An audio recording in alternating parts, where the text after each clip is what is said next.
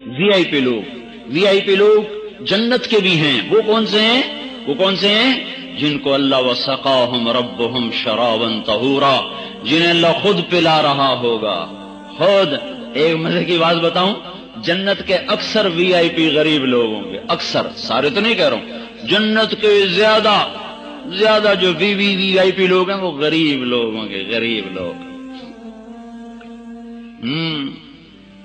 اللہ تعالیٰ کے نبی کے پاس آئے عرب سردار، کہیں کہ ہم تیری بات سنتے پر غریبوں کو اٹھا دیں، ان غریبوں کو اٹھا دے پھر تیری سنیں گے.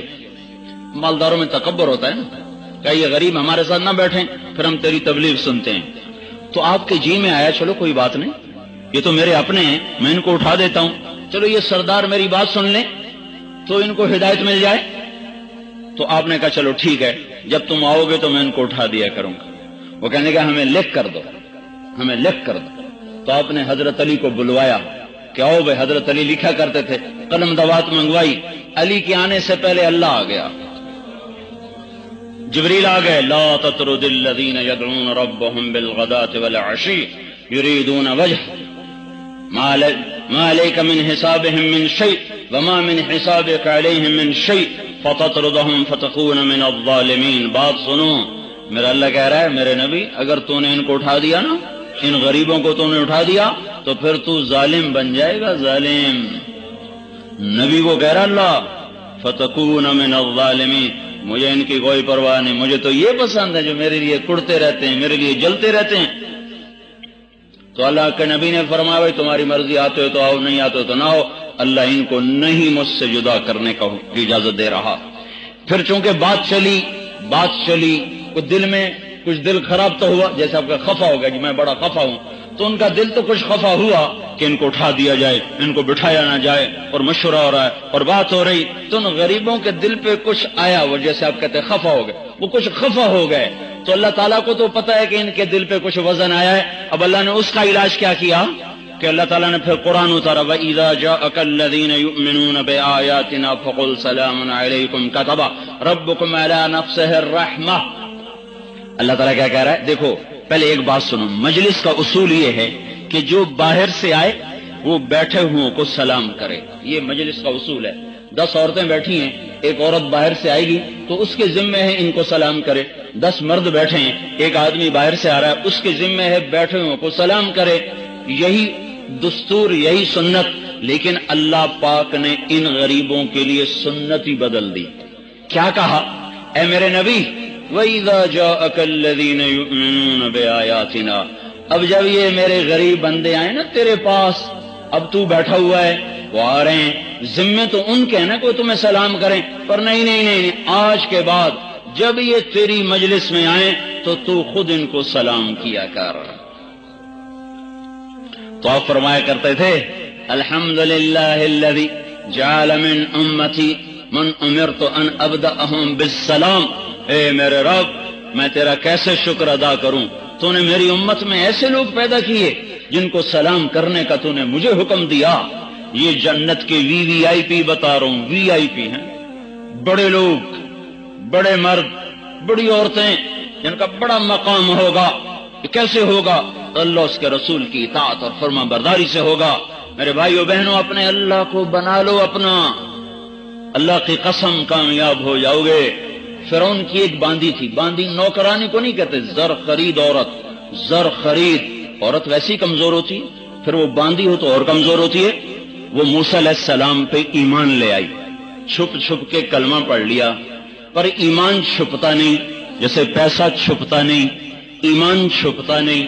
وہ پتہ چل گیا، فرعون نے اس کو پکڑوا لیا اور ایک بڑے دیگ میں، بڑی دیگ، اس میں تیل ڈالا، وہ اس کے نیچے آگ جلائی. وہ جب تیل ایسے ابلنے لگا تو اس عورت کی 2 بیٹیاں تھیں، ایک دودھ پیتی تھی، ایک انگلی سے چلتی تھی، کوئی 3-4 سال کی ہوگی.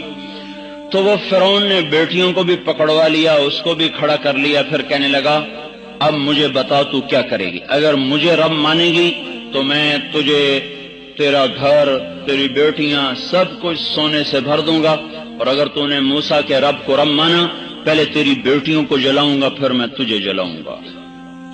تو بول اب تو نے کیا کرنا ہے؟ اب ایک طرف اللہ ہے ایک طرف اپنی زندگی ہے، ایک طرف جنت کا گھر ہے، ایک طرف مصر کا گھر ہے، ایک طرف نبی کا طریقہ ہے، ایک طرف فرعون کا طریقہ ہے۔ تو وہ عورت بولی فرعون یہ تو میری دو ہیں، اگر میری اور بھی ہوتی تو میں وہ بھی اللہ پہ قربان کر دیتا۔ تجھے جو کرنا ہے کر۔ زمین آسمان یہ منظر دیکھ رہے ہیں، سارا مصر کا دربار یہ دیکھ رہا ہے، اور فرعون بھی گہری سوچوں میں ہے کہ ایک ماں اتنا بڑا قدم کیسے اٹھا رہی ہے، اتنی بڑی قربانی کیسے دے رہی ہے۔ وہ تو اولاد کا رونا اور عورت کو برداشت نہیں ہے، اس کا اپنی آنکھوں کے سامنے جلنا یہ کیسے برداشت کر رہی ہے۔ لیکن کفر ایک ایسی بلا ہے، جب وہ آنکھوں پہ دل پہ چڑھ جاتا ہے پھر ہر چیز اوجھل اور مستور ہو جاتی ہے، چھپ جاتی ہے۔ انہیں حکم دیا ہاں بڑی بیٹی کو جلا دیا جائے، تو اس کی طرف بڑے درندے، وہ اپنی ماں سے لپٹ رہی ہے، اماں اماں اماں۔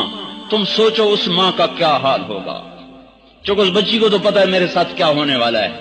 کہتی اماں اماں اماں اماں، ایسے لپٹتی، ایسے ایسے اس کو کھینچ رہے ہیں، اس کی ہائے ہائے ہے، اور ماں کے لب سلے ہوئے ہیں، ہونٹ بند، زبان بند۔ آہ نہ کر لبوں کو سی، عشق ہے دل لگی نہیں، سینے پہ تیر کھائے جا، آگے قدم بڑھائے جا۔ آہ نہ کر، آہ نہ کر، یہ راہ عشق ہے، یہ یوں ہی طے ہوتی ہے، یہ یوں ہی طے ہوتی ہے۔ قیامت تک کی عورتوں کے لیے اس نے حجت قائم کر دی۔ بچی کو کھینچا جا رہا ہے، وہ اماں اماں کہہ رہی، اور وہ اس الوداعی نظروں سے دیکھ رہی ہے۔ اندر میں طوفان ہے، سطح سمندر کے نیچے طوفان، اوپر سکون۔ اندر میں طوفان ہے، اوپر سکون ہے۔ ماں ہے پتھر نہیں، ماں ہے پتھر نہیں، ماں ہے لوہا نہیں۔ یہ نہیں کہ اس کی ممتا ختم ہوگی، ہاں اللہ کی محبت ماں ہونے پر غالب آ گئی، اللہ کی رضا اپنی رضا پہ غالب آ گئی۔ یوں نیچے کیا اور اس کا سر نیچے جا رہا ہے، اس کی چیخ و پکار ہے، لیکن ماں خاموش خاموش۔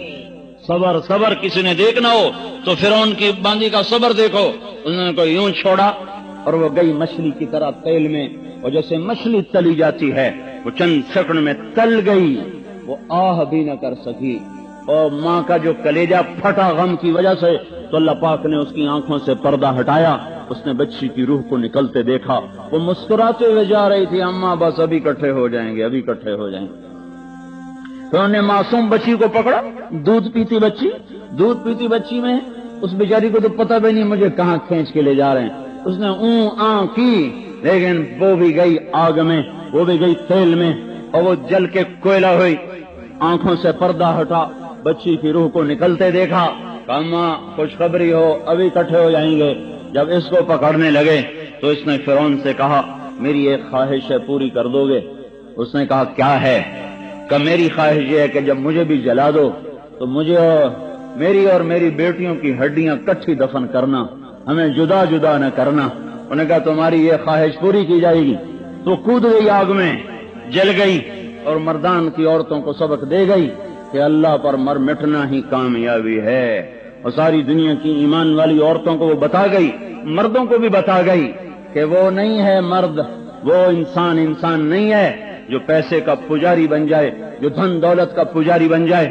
جل گئی، انہوں نے تینوں کی ہڈیوں کو وہ نکال کے ایک جگہ دفن کر دیا۔ اس کے بعد 2000 سال کا سفر دنیا نے طے کیا، تاریخ نے کروٹیں بدلی، پہلو بدلے، صبحوں شاموں موسموں کو وہ جھیلتے جھیلتے 2000 برس کے بعد نبی برحق محمد صلی اللہ علیہ وسلم کا سورج طلوع ہوا، آپ کو نبوت ملی۔ 40 برس وہ گزر گئے، معراج ہوا، 10 برس وہ گزر گئے۔ 2050 سال کے بعد آپ بیت المقدس سے جنت کی طرف کو چلے، آسمان کی طرف کو چلے، تو آپ کو نیچے سے بیت المقدس سے مصر قریب ہو جاتا ہے۔ جب آپ اوپر گئے تو آپ کو نیچے سے جنت کی خوشبو آئی، تو آپ نے کہا جبریل جنت کی خوشبو زمین سے، یہ کیا قصہ ہے؟ کہ یا رسول اللہ فرعون کی ایک باندی تھی، اس کی 2 بیٹیاں تھیں، وہ اللہ پہ قربان ہو گئی تھیں، ان کی ہڈیوں کو جس جگہ دفن کیا گیا تھا، جس دن سے یہ دفن ہوئی ہیں آج تک، اس دن سے آج تک وہاں سے جنت کی خوشبو آ رہی ہے۔ جو مرتے ہیں وہی زندہ رہتے ہیں۔ لوگ مر تو جائیں گے، موت نے کسی کو چھوڑا ہے، پر کیا نصیبوں والے ہیں جو اللہ کو راضی کرتے ہوئے چلے گئے۔ تو میرے باپ نے اللہ کو اپنا مطلوب بناؤ، اللہ کے سامنے جھک جاؤ، اس کی اطاعت کو اپنا فرض بنا لو۔ وہ کہتا ہے عورت پردہ کرے، پردے میں آ جاؤ، کہتی بیوی خامند کی اطاعت ہو، اور تم سے اللہ کہتا ہے کہ بیویوں سے اچھا سلوک کرو، ان سے اچھا سلوک کرو۔ اللہ کے نبی نے فرمایا بہترین مسلمان وہ ہے جو اپنی بیوی کے ساتھ اچھا سلوک کرتا ہو، اور میں سب سے بہتر سلوک کرتا ہوں اپنی بیوی کے ساتھ۔ آپ اماں عائشہ کو لقمے بنا بنا کے کھلایا کرتے تھے،